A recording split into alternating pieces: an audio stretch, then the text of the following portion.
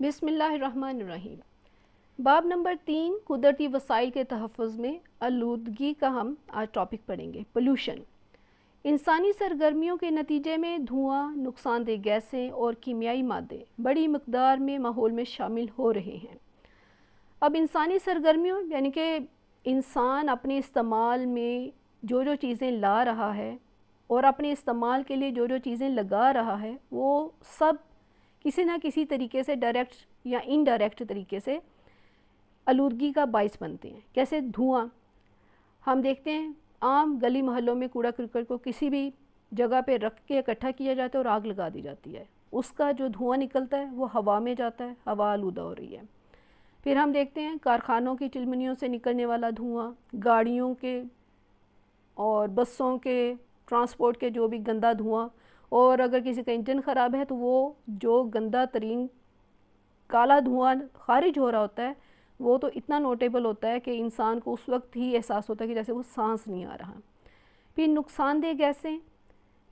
गैसें भी फैक्ट्रीज़ की, कारखानों के चिमनियों से निकलने वाले धुएँ, और इसी तरह अगर हम कीमियाई मादों में जब देखेंगे तो जो स्प्रे किए जाते हैं फसलों पे, जो कीड़े मार दवाएँ, जो खादें डाली जाती हैं, और जहाँ जहाँ पे भी घरों में या इर्द गिर्द के माहौल में कीड़े मार दवाइयों का स्प्रे किया जाता है, और अब तो बहुत वसी पैमाने पर किया जाता है, तो ये सब जो एक साफ़ माहौल, एक साफ़ हवा को आलूदा करने का बाइस बनते हैं। बहुत आम देखने वाली मिसालें हैं। ये ऊपर पिक्चर में भी हम देख रहे हैं कि एक साफ़ माहौल कितना हेल्दी फील हो रहा है कि आसमान बहुत साफ़ सुथरा नीला नज़र आ रहा है, बादल उड़ते हुए, और फिर हरा सारा मैदान, और इधर पानी का नीला पानी साफ़ सुथरा, एक बहुत अच्छी फीलिंग आ रही है। वही जब हम नीचे वाली पिक्चर में जाते हैं, आलूदा माहौल किस तरह है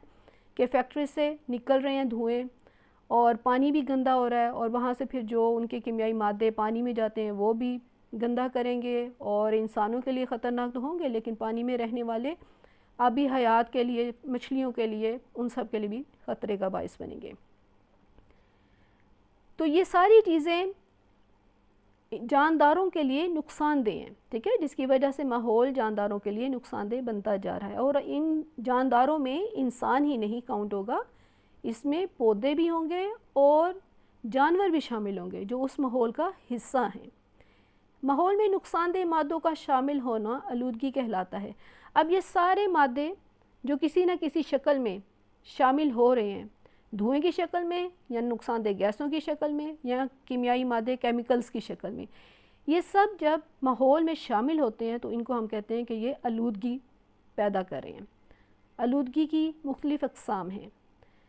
ज़मीनी आलूदगी, लैंड पोल्यूशन, आबी आलूदगी, वाटर पोल्यूशन, हवा की आलूदगी, एयर पोल्यूशन, शोर की आलूदगी, नॉइस पोल्यूशन। ज़मीनी आलूदगी किस शक्ल में होगी कि जब कूड़ा करकट जगह जगह फेंका जाता है तो हम देखते हैं कि वो मिट्टी, ज़मीन जहाँ पे बहुत ज़्यादा कूड़ा फेंका जाता है, वो अगर ज़रूरी ज़मीन है तो उसकी कल्टीवेशन, उसकी पैदावार की जो सलाहियत है वो कम हो जाती है, क्योंकि कूड़ा करकट में हम देखते हैं अब तो प्लास्टिक का, शॉपर्स वगैरह का, बॉटल्स का वो इतना आम इस्तेमाल हो गया है, उनको ख़रीदना क्योंकि वो सस्ती होती हैं और उनको इस्तेमाल करके फेंक देना एक आम हमारी माशरे में नज़र आती है प्रैक्टिस, और उसकी वजह से फिर वो ज़मीन में वो एब्ज़ॉर्ब भी नहीं होती ये सारे मादे। तो ये इन चीज़ों से ज़मीन आलूदा हो जाती है, वो काबिल काश्त नहीं रहती। अगर आपने कोई घर तमीर करना है तो जब आप खुदाई करना शुरू करते हैं तो पता लगता है कि वो खाली प्लाट, वो उसमें तो इतना सारा कूड़ा फेंका गया है, ठीक है, तो वो लैंड पोल्यूशन है। और फिर जब बारिश का पानी बरसता है और उस बारिश ने ज़मीन में जज़ब होना है तो वो वहाँ से कूड़े से गुज़रता हुआ, उन मादों से, उन मटीरियल से गुज़रता हुआ जब ज़मीन में जज़ब होता है तो वो पानी भी साफ़ नहीं रहता, वो भी आलूदा होता है। आबी आलूदगी की एक सिंपल सी मिसाल ये है कि अक्सर हमारे नालों में, दरियाओं में, नहरों में नज़र आता है कि शहरों का कूड़ा इकट्ठा करके वहाँ पे फेंक दिया जाता है, और ये आसान सा तरीका समझा जाता है कि अब ये पानी बहा के ले जाएगा, लेकिन जितनी ज़्यादा आबादी है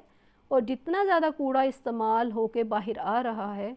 वो पानी साथ लेके नहीं जाता, लेकिन वो वहाँ पे पानी के अंदर शामिल होकर पानी आलूदगी का बायस बनता है। गंदा नाकाबिल इस्तेमाल पानी होता है और फिर उससे कई तरह की बीमारियां पैदा होती हैं। हमें बहुत ज़्यादा अब हेपेटाइटिस की, पेट ख़राब होने की बीमारी, जिगर की, यानी कि कई तरह की बीमारियां हमें पानी पीने से पता चलती हैं। और भी कहा जाता है कि जी फ़िल्ट्रेशन प्लांट का लेके आएँ पानी, तो वो काबिल इस्तेमाल, या बाज़ार से महंगी पानी की बोतल लेके वो इस्तेमाल की जाए। हवा की आलूदगी, हवा की आलूदगी में हवा कैसे आलूदा हो सकती है? जब वहाँ पे धुआं शामिल होगा, जब वहाँ पे मुख्तलिफ़ किस्म की गैसें, गंदी गैसें जो कारखानों फैक्ट्रियों से रिलीज़ होती हैं वहाँ, अगर हम थोड़ा सा अपनी, अगर शहरों में रहते हैं तो सड़कों पे देख लें चलने वाली गाड़ियों की तादाद और उनकी गाड़ियों से निकलने वाले धुएं को थोड़ा सा एग्जामिन करें तो सड़क पे आपको चलते हुए दूर ऐसे लगता है कि जैसे बादल सा है, एक गुबार सा है। एक्चुअली में वो धुआं है जो हवा को आलूदा कर चुका है, लेकिन हमें वो एहसास नहीं होता। और अगर कहीं गांव या कहीं दूसरी तरफ ट्रैवल करें आप इलाकों की तरफ, तो आपको ईंटों के भट्टे जो नज़र आते हैं या फैक्ट्रियों की चिमनियों से निकलने वाला काला स्याह धुआं नज़र आता है, और वो महसूस हो रहा होता है कि यहाँ के लोग कैसे सांस ले रहे होंगे, कि वो हवा आलूदा होती है, केमिकल्स वाली होती है। शोर की आलूदगी, गांव में, देहात में या छोटे शहरों में इसका इतना ज़्यादा तजर्बा नहीं होता, लेकिन बड़े शहरों में शोर इट्सेल्फ एक बहुत बड़ा अज़ाब है कि वो पुरसुकून माहौल को डिस्टर्ब कर देता है। गाड़ियों का शोर, उनके हॉर्न का शोर, मुख्तलिफ़ ट्रैफिक का शोर, और अगर आबादी है बहुत ज़्यादा और बाज़ारों में, गलियों में, मोहल्लों में आप लोगों को चलते फिरते जब देखते हैं तो वो इतनी ज़्यादा कानों को गिरा गुज़रती है आवाज़ कि इंसान पुरसुकून जगह या माहौल की तलाश में निकलने की कोशिश करता है। तो एक्चुअली में ये फ़ील नहीं होता, लेकिन इसको भी आलूदगी गिना जाता है, इसको नॉइज़ पोल्यूशन कहा जाता है,